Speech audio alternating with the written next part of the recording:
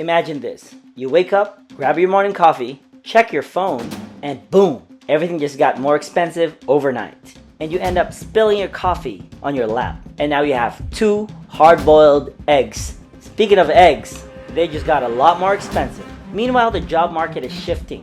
Interest rates are holding steady, and the economy is sending mixed signals. What is really going on? And more importantly, what should you do about it?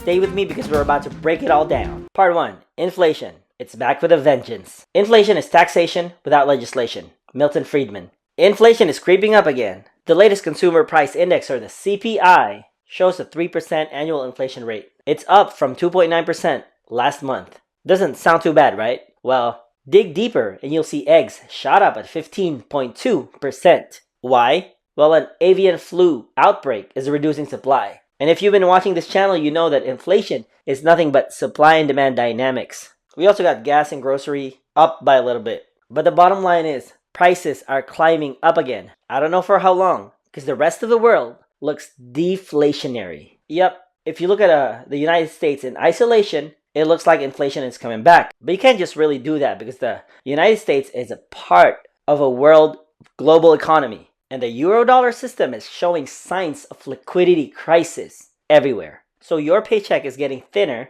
and if prices are going up, if inflation don't get out of control, usually we're going to see another round of rate hikes from the Federal Reserves. But if you look at the bigger picture and look at the whole global economy, I would say they could probably do a rate cut. Are we heading for another stagflation? The worst of both worlds? High inflation with a slowing down of the economy? Just like we had back in Joe Biden's presidency. Part 2, jobs still holding strong for now. Unemployment claims are down to 213,000, which means layoffs are still slow. The job market is stable, and non-farm payrolls added 143,000 new jobs last month. That's good news, right? Yes, but here's the thing. More job openings are shifting to lower wage, service-based industries. So wages isn't keeping up with the rising prices this month. But the good thing is the job increases that we've been having are from the private sector. The productive side, not a bunch of jobs that are actually government spending.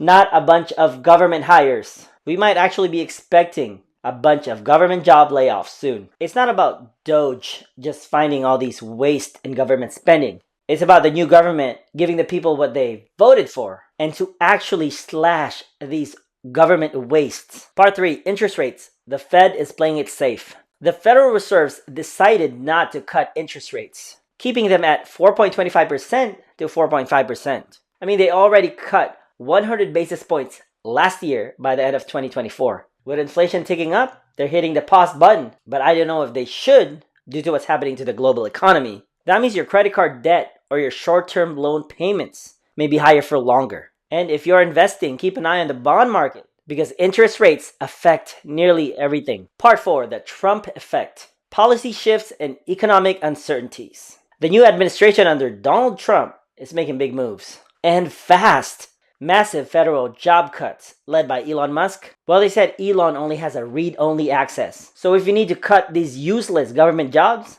the new administration needs to act on it. Cracking down on immigration and diversity programs. These would be a big plus to the economy. Trade wars heating up? Well, we know that Canada and the Mexico tariffs have been paused. But you gotta understand, even before President Donald Trump was around, tariffs were already in place. And in most cases, not in the favor of the United States. So I'm really looking forward to the United States not being pushed around anymore. Part 5, what should you do? Alright, so what's the move? Here's how to stay ahead. You may want to lock in fixed rates on loans for potential hikes. Look for recession-proof income, like side hustles or investing in stable assets. Don't panic and sell investments, but also don't ignore market signals. Prepare for higher prices at least in the short term. Adjust your budget. I mean, you don't have to buy crappy stuff from Temu. Stack your cash, invest them accordingly, and stay smart. The economy is shifting fast. Are you ready for it? We are at an economic crossroads. Inflation might be creeping back.